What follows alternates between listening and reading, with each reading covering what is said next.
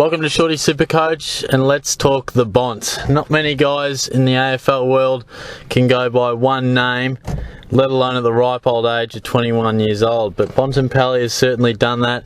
He seems to be the fella, when people talk the next superstar of the game, he quickly comes to mind along with Paddy Cripps. But certainly Bontempelli is one of the absolute superstars of the game and one of rising at a rapid rate. Now, he's in 22.4% of sides at the moment, and after averaging a touch over 107 last year, you'll have to pay $586,000 for him, which is a reasonable amount, but certainly the indication that he could explode next year are certainly there. I think Bontempelli is arguably the most interesting and perhaps the biggest Supercoach debate we've got in our hands for selecting in 2017. He has all the tools and all the possibility that he could average 120 and win a Brownlow. But on the other hand, there are some doubts surrounding the selection. Minimal doubts and little signs and doubts underline the word little. I wouldn't be getting super concerned, but we are throwing around nearly 600k. So there are guys around his price tag that we probably can bank on little more. But I'll get to those later. Of course, in these player profiles, I have a look at the pros and the cons and cast a verdict on the player. Let's start off with the good signs with Bont, and it's obvious. He's a superstar of the game, your modern day midfielder. Of course, he's tall, can take a mark, but equally is mobile on the deck, and his clearance work is second to none. Absolutely outstanding, some of the best hands in the game.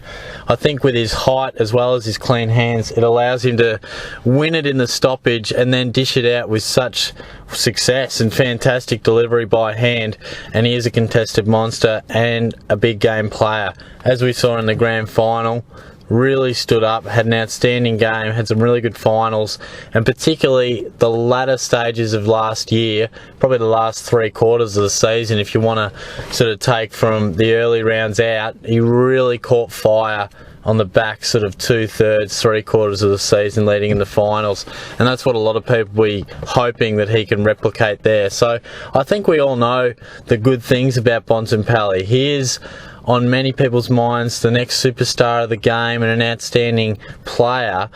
But with that comes expectation and extra homework done by other teams. So I think at 586k, it is a bit. He's in quite a few sides, as I said, 22%. And the good is obvious. We know what we're going to get from him. A lot of people are picking him, believing that he will be pushing up beyond that 110. And that's fair enough, but I will just outline a couple of little things worth considering on the negative side. It's not to say don't pick him, but just a few things that you might want to cross your radar and tick those off. Firstly, he is young, he's 21 years old, but he's already shown that in all areas of the game he's beyond his years. But coming with that, they've won the flag, the Dogs.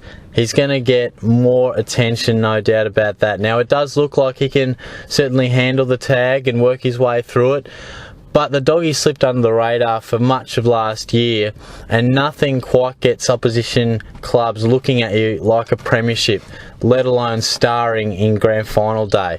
Bontempelli did exactly that, and no doubt clubs will be looking at ways they can get on top of him. He probably hasn't gone through this sort of litmus test yet. I mean, he will really get put through some serious tests and have different things thrown at him. Can he handle that? We'll have to wait and see.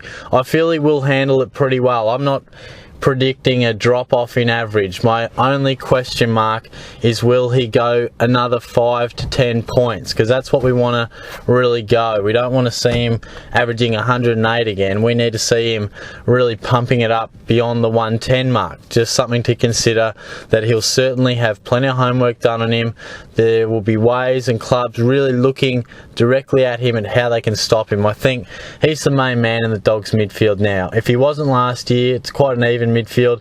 I think definitely now clubs are looking at Bontempelli and going, we need to stop him. He's their superstar. How do we go about it?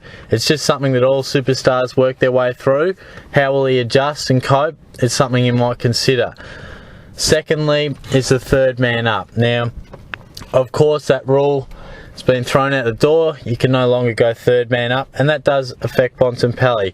I think he averaged about 2.5 third man hit ups a game last year, which returned him about, on average, 3.8 points. So naturally we go, well, is that concerning? You know, he averaged just over 107 last year. Does that mean he's going to drop back to 103? And even if he does get a bit more improvement, he might sort of maintain 2016 average because of this rule change.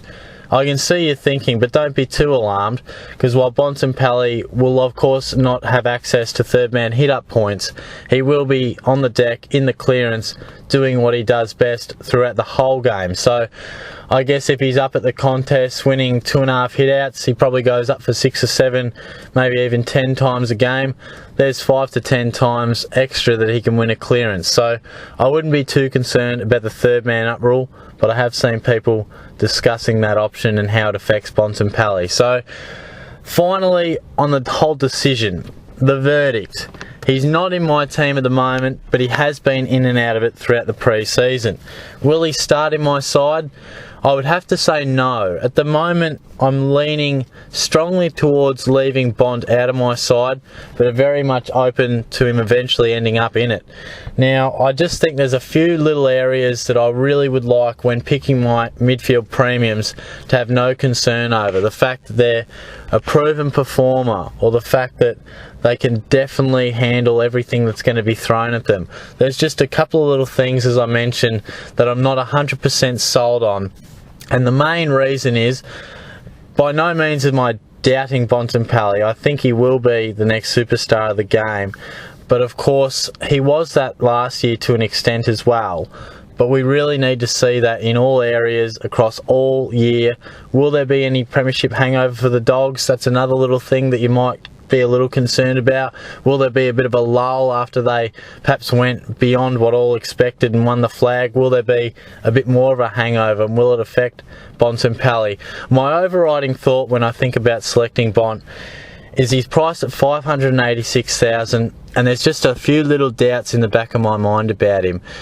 And I do believe he will improve his average by at least a couple of points. Will he go beyond 110, and by how much?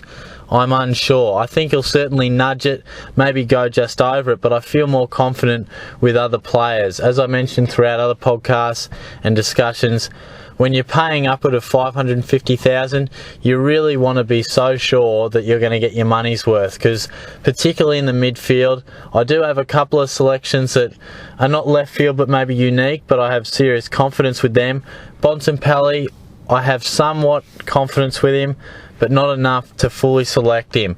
So if I'm giving a verdict, I'm saying wait and see how he goes. Will he drop in price? We'll wait and see. How will the rule changes affect him? How will the Dogs come out in 2017? They're just a few things I'd like to see. How will he and the club cope with the extra attention and expectation? So that's just something I'd like to see. And if he does cope with it well, then we'll surely have an opportunity to get him into our sides throughout the season, and we can do so. Now, I understand the thinking if you want to be jumping on board immediately because you just sold that he will be the superstar that everyone talks about. Fair enough. At the moment, there's just a couple of little warning signs that are just erring me off him a little bit. So for now, he won't be my side. I'll watch him closely over the first 4 to 6 weeks and we'll see how he goes. But that's a bit of a wrap up for Bontempelli. I think he's an extremely interesting case study in 2017 because there are a lot of little variables and they could just be pessimistic thoughts. He could come out and absolutely dominate and win a Brownlow. That's something he's more than capable of. And then everyone who does start with him will be laughing at everything I've said on the negative about the Bont. So we'll have to wait and see. He won't start on my side, so hopefully that doesn't bite me on the bum, but we'll wait and see. So give me your thoughts on Bontempelli. Will you be going with him in 2017? Certainly a few people are. Let me know if you're one of them. Comment on the video. Let me know your thoughts. Next up in the player profiles, we'll be having a look at a guy who has missed a lot of footy through suspension in the last year or so, and he's not a bomber. So stay tuned for that. He's a cheap fella that I think will be interesting how he goes through the JLT Community Series. So we'll take a look at him next. That'll be in the next couple of days. So thanks for tuning in, guys. Subscribe as always, and I'll catch you soon.